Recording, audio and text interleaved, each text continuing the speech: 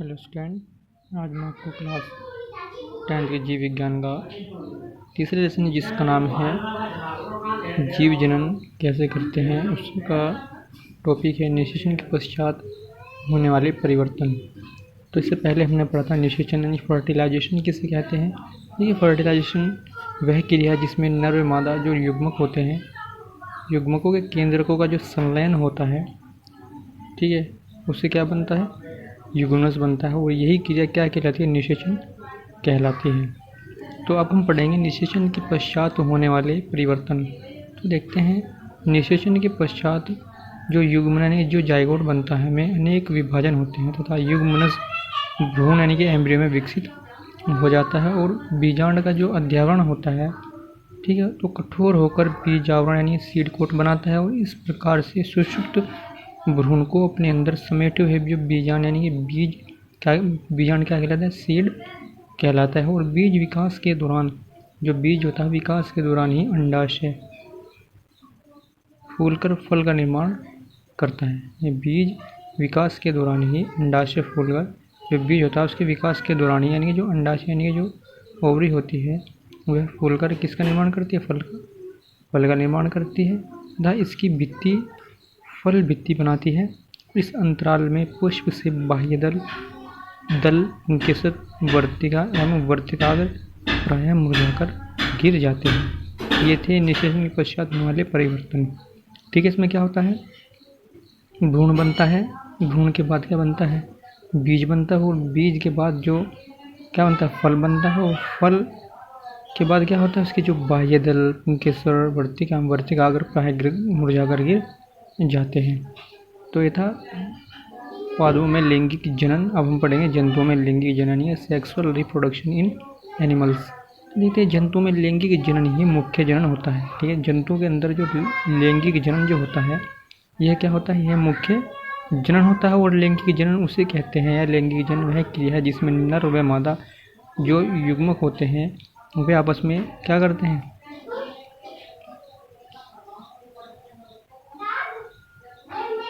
संलयित हो जाते हैं यानी कि जुड़ जाते हैं और भ्रूण का निर्माण करते हैं। और जो लैंगिक जनन की क्रिया में नर व मादा युग्मक भाग लेते हैं। तो अब हम देखते हैं, युग्मकों के निर्माण के आधार पर जंतुओं को निम्न प्रकार से वर्गीकृत कर सकते हैं। जो युग्म यानी गैमेट्स जो होते हैं उनके आधार पर हम जंतुओं को निम्न प्रकार से वर्गीकृत यानी क्लासिफाइड कर सकते हैं। नंबर 1, जिन जंतुओं के शरीर में दोनों प्रकार के युग्मकों का निर्माण होता है उन्हें द्विलिंग यानी बाइसेक्सुअल कहते हैं। जैसे केंचुआ जोक यानी कि वे जंतु जिनके शरीर में दोनों प्रकार के युग्मक यानी गैमेट्स बनते हैं, नर भी और मादा दोनों प्रकार के गैमेट्स बनते हैं, उन्हें क्या कहते हैं, द्विलिंग यानी बाइसेक्सुअल कहते हैं। जैसे केंचुआ और जोंक। इन केंचुआ और जोंक में क्या होता है भाई, ऐसे जंतु हैं जिनमें दोनों प्रकार के युग्मक नर व मादा बनते हैं। देखते हैं, जिन जंतुओं में नर और मादा युग्मक अलग अलग शरीर में बनते हैं उन्हें एक लिंगी यूनिसेक्सुअल कहते हैं। यानी कि जिन जंतुओं के शरीर में नर और मादा जो गैमेट्स यानी युग्मक जो होते हैं वह अलग अलग शरीर में बनते हैं, अलग अलग जंतु बनते हैं, तो उन्हें एक लिंगी यूनिसेक्सुअल जंतु कहते हैं, जैसे मानव। ठीक है, जब जंतु को नर और मादा लिंग के रूप में उनके दैहिक लक्षणों के आधार पर पहचाना जा सकता है तो जीवों के इस गुण को लैंगिक द्विरूपता सेक्सुअल डाइमॉर्फिज्म कहते हैं। ठीक है, और जो जंतु में जनन जो होता है, जनन के दौरान इनके अंदर बहुत सारी क्रियाएं होती हैं, ठीक है, बहुत सारे विकास होते हैं। तो विकास के दौरान जो जंतु होते हैं वे क्या करते हैं, उनमें अनेक क्रियाएं होती हैं। और जब जंतु परिपक्व हो जाता है, जब जंतु परिपक्व हो जाता है तो वह क्या करता है, उसके जो जनन तंत्र होते हैं जिनसे रिप्रोडक्शन या जनन की क्रिया होती है उनमें विकसित होते हैं और जनन दो प्रकार के होते हैं, एक तो नर जनन तंत्र और मादा जनन तंत्र। ठीक है स्टूडेंट, तो ये जो नर जनन तंत्र और मादा जनन तंत्र है, इन दो टॉपिक को तुम्हें अपने बुक से स्टडी करना है, इसे पढ़ना है। ठीक है, तो अब हम नेक्स्ट टॉपिक देखते हैं। इसमें जनन स्वास्थ्य, रिप्रोडक्टिव हेल्थ, इसी का टॉपिक है इस लेसन का ये।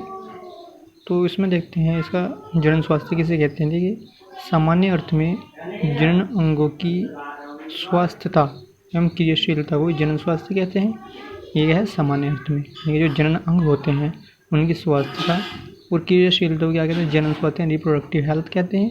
और WHO ये वर्ल्ड हेल्थ ऑर्गेनाइजेशन यानी कि विश्व स्वास्थ्य संगठन के अनुसार जो जनन के सभी पहलुओं सहित शारीरिक, भावनात्मक, व्यवहारात्मक एवं सामाजिक रूप में संपूर्ण स्वस्थता को ही जनन कहते हैं।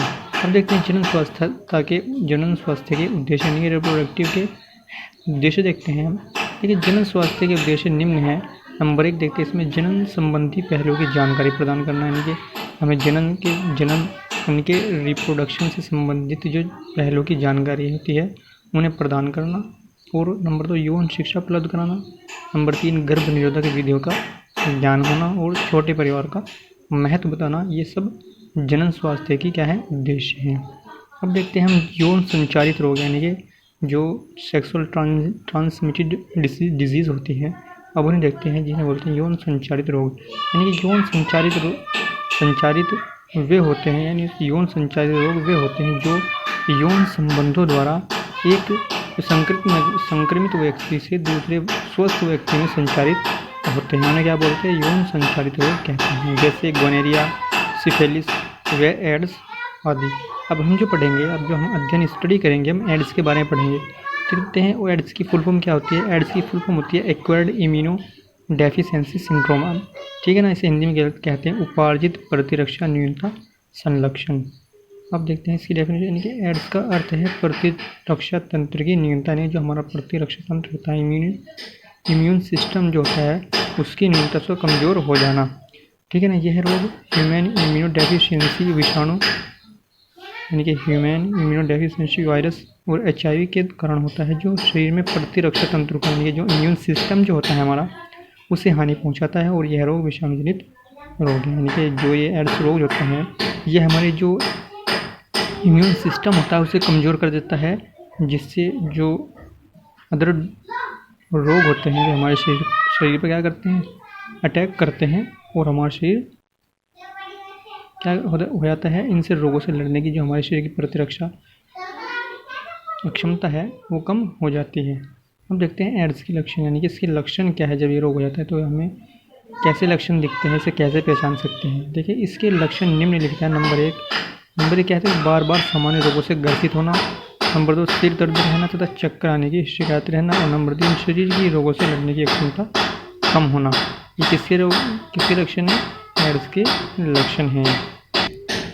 और चौथा देखते हैं इसका पॉइंट 73 में पसीना आना। यानी संक्रमण होने और एड्स के लक्षण प्रकट होने के मध्य हमेशा कुछ महीनों से लेकर कई वर्षों, प्राय 5 से 10 वर्ष की अवधि हो सकती है। यानी कि जब संक्रमण एड्स से संक्रमित कोई व्यक्ति हो जाता है तो उसमें जो लक्षण जो प्रकट होते हैं तो कुछ महीनों में या कुछ वर्षों, जैसे 5 से 10 साल की इसमें क्या लगता है, समय लगता है। HIV का संचरण यानी कैसे ट्रांसमिट होता है, जो HIV होता है ये कैसे ट्रांसमिट होता है एक व्यक्ति से दूसरे व्यक्ति में। तो हम देखते हैं HIV का संचरण निम्न कारणों से हो सकता है। नंबर 1 देखते हैं, किसी HIV संक्रमित व्यक्ति के रुधिर का दूसरे स्वस्थ व्यक्ति में रक्तदान यानी कि रुधिर चढ़ाने पर या करने पर हो जाता है। नंबर 2 संक्रमित माँ से होने वाले बच्चे में HIV का संचरण उसके गर्भस्थ शिशु को हो जाता है। अब देखते हैं हम HIV की रोकथाम में हम उपचार, इसका HIV का हमें किस तरह से हम इसकी रोकथाम कर सकते हैं, उसका उपचार कर सकते हैं। देखिए, इसे निम्न प्रकार से रोका जा सकता है।